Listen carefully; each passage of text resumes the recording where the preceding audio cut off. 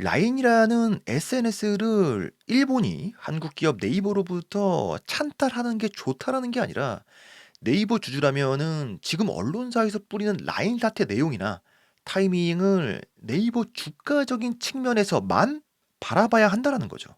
언론사마다 라인 사태 뉴스를 뿌리고 있는 상황인데 이게 타이밍상 과연 적절한 것인지도 봐야만 한다. 이미 라인을 일본이 찬탈하려는 조짐은 오래전부터 진행 중이었습니다. 과연 지금 본격화가 된 것인지 아니면 거의 협상이 끝난 것인지 이거를 봐야겠죠. 이미 네이버 라인이 야후 라인이라는 타이틀로 바뀌던 시점이 2021년 3월입니다. A홀딩스라는 합작사를 그때 설립을 했고 한마디로 네이버에 대한 일본의 압박이 본격화된 시기가 2021년부터라고 볼 수가 있다는 거죠. 그리고 2023년에 네이버 클라우드에서 개인정보 유출 가능성이 발표가 되었고 11월에 드디어 네이버 클라우드를 통한 개인정보 52만 건이 유출이 되었다라는 결과가 발표가 됩니다. 그러니까 21년부터 23년 11월 이 사이에 네이버 주가를 보면은 잘 상승하던 주가가 말 그대로 흘러내리던 시기입니다. 그 시기는 기준금리 상승 기조가 한창이던 시기이기도 했고 또 라인의 불확실성이 극대화되던 시기이기도 하고요. 중요한 것은 네이버가 펀드멘탈적으로는 흔들린 적이 없다라는 겁니다. 한마디로 지금의 언론 플레이는 개인적인 생각으로는 개미털기가 아닐까.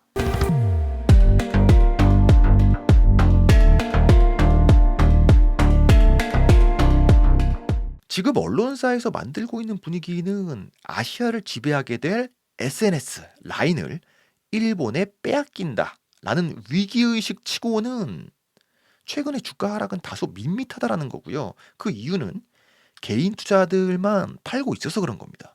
누군가는 열심히 사고 있다라는 것이죠. 한번 보시면 외국인들은 열심히 담고 있습니다. 그렇다면 라인 찬탈 악재는 이미 과거부터 예견된 악재이고 주가에도 선 반영이 된 것은 아닐까. 실제로 실적이 견조했는데도 네이버의 주가 하락은 경악스러울 정도였습니다. 라인의 성장성이 포기되는 상황이 반영되었다라면 말이 된다라는 거죠. 네이버의 실적은 아주 최근까지도 계속 좋았었고, 페드의 기준금리의 기조도 앞으로는 성장주 입장에서는 더 나빠질 것은 없는 상황이다.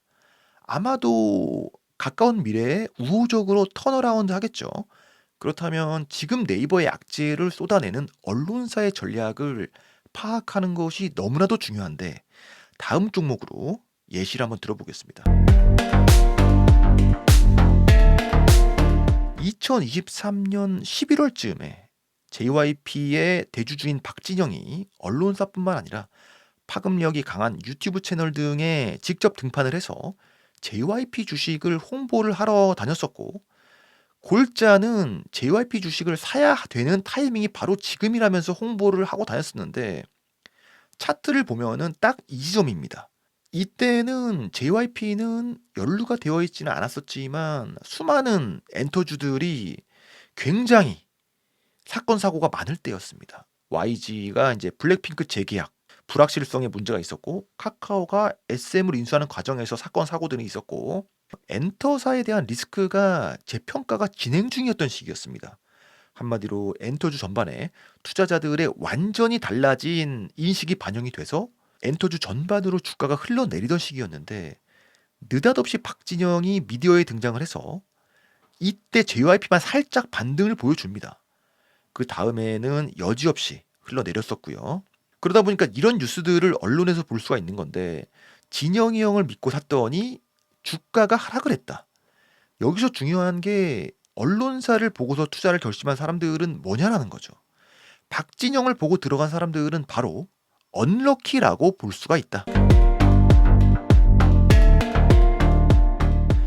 NC소프트도 보면은 현재 NC소프트가 연일 상승이고 바닥을 치고 반등을 했다라는 분위기인데 최근에 바닥을 치기 직전에 어떤 뉴스들이 뿌려졌냐라면은 바로 NC소프트의 악재에 대한 내용이었습니다.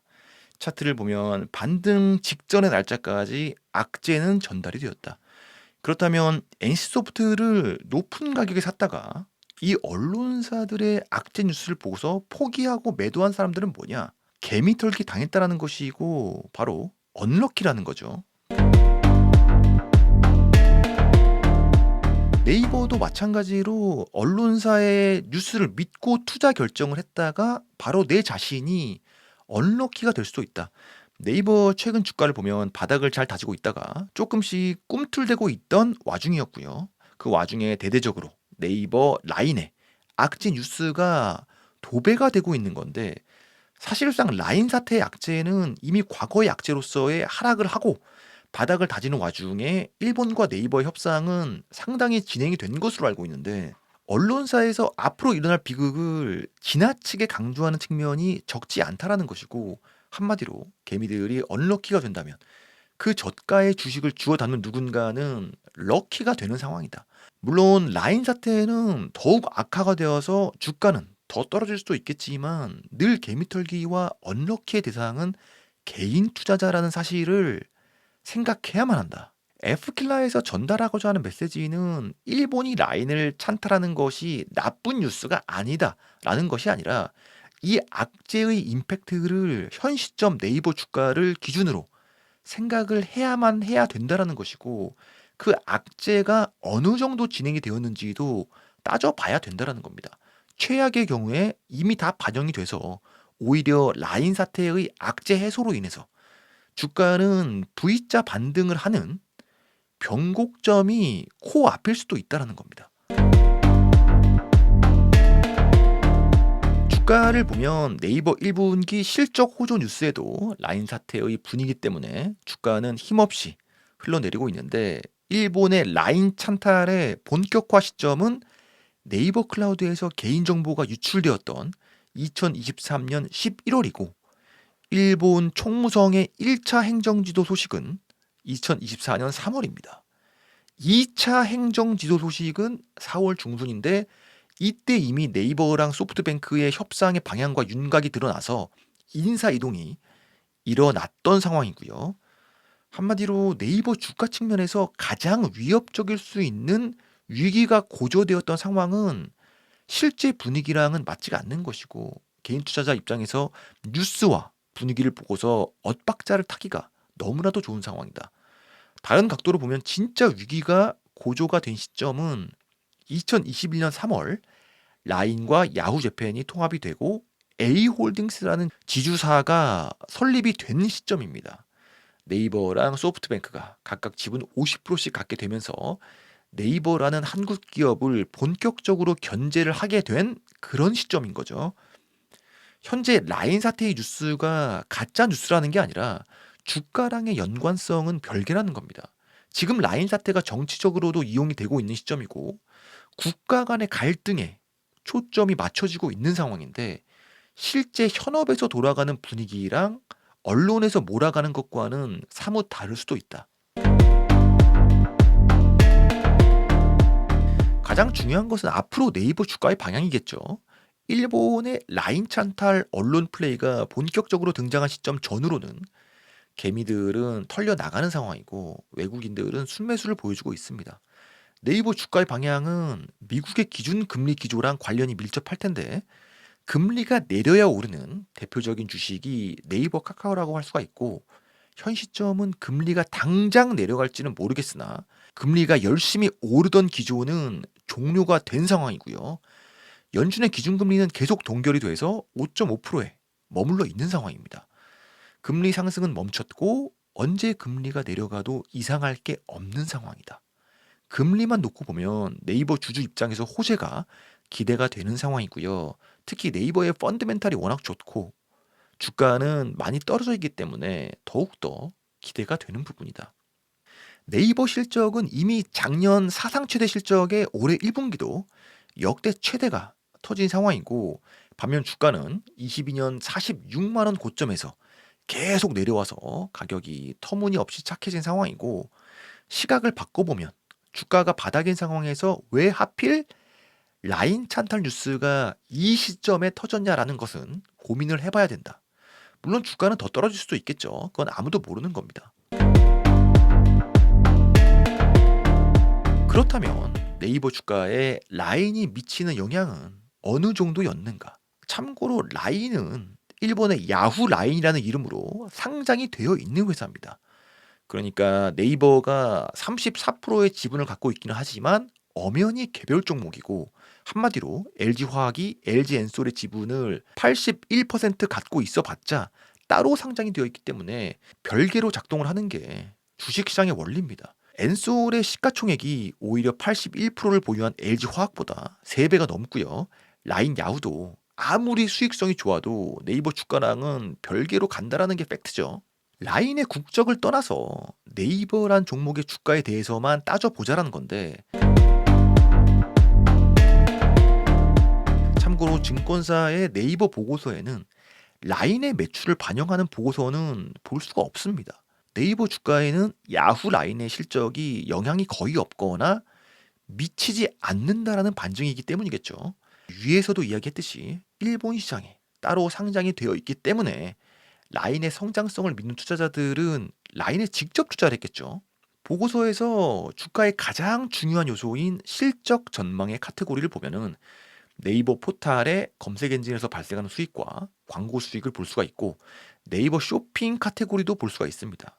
네이버 실적의 양대 축이라고 할 수 있는 게 네이버 쇼핑과 네이버 검색 엔진이라고 할 수 있는 것이고, 그 외에도 네이버 페이랑 웹툰, 스노우 같은 컨텐츠 카테고리도 볼 수가 있다. 이들이 네이버의 성장 재료라고 볼 수가 있는 거죠. 네이버 실적 전망에 일단 라인 카테고리는 과거에도 없었고 지금도 없습니다. 당연히 앞으로도 없겠죠.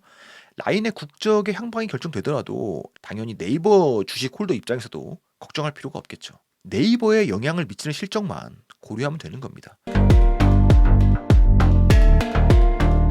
그리고 라인이 엄청난 성장성이 기대가 되는 사업이긴 하지만, 만약에 일본이 라인을 자국 회사로 완전히 흡수를 시켜서 일본 회사로 만든다라는 최악의 상황을 상정한다고 해도 네이버는 그와 동시에 엄청난 자금을 확보하게 될 수도 있다. 만약에 라인 지분을 모두 일본에 넘긴다라고 가정을 하면 네이버 측에 10조 원 내외의 실탄이 확보가 되는 상황이 될 수가 있다는 거고요. 이거는 협상에 달려 있겠죠. 10조 원을 네이버가 얻어내는 게 무조건 좋다라는 게 아니라, 네이버 주주 입장에서 현 상황을 고려했을 때 일본에 상장이 되어 있는 라인의 주가는 네이버 주가랑 완전히 별개로 따로 카운트가 된다는 것이고, 만약에 라인을 포기하게 된다면 10조 원이 수혈이 될 수도 있다라는 상황을 이야기하는 겁니다. 네이버와 라인이 주식으로 별개라고 해도 라인이 일본 회사가 된다는 것은 기분 나쁜 시나리오인 것만은 확실하다. 한국인 입장에서. 야후 라인은 현재 미디어 커머스에서 수익이 발생하고 있고, 특히 동남아와 일본을 아우르는 금융 서비스와 핀테크를 라인에 접목시킨 비즈니스 모델을 극대화시키려는 시점에서 일본의 본격적인 압박이 시작이 된 듯하다. 그럼에도 불구하고 네이버는 소프트뱅크나 야후랑 기술 격차가 워낙 심하기 때문에 라인 입장에서도 완전한 분산은 어려워 보인다. 지분 전략을 매각할지, 일부만 매각할지, 혹은 현행 구조를 유지할지 7월이 되면 윤곽이 드러날 것이고, 그때가 되면 불확실성도 해소가 될 것으로 보여진다. 그렇다면 지금은 네이버를 살 타이밍인가 혹은 팔 타이밍인가를 고민해보는 시간이 필요한 게 아닐까.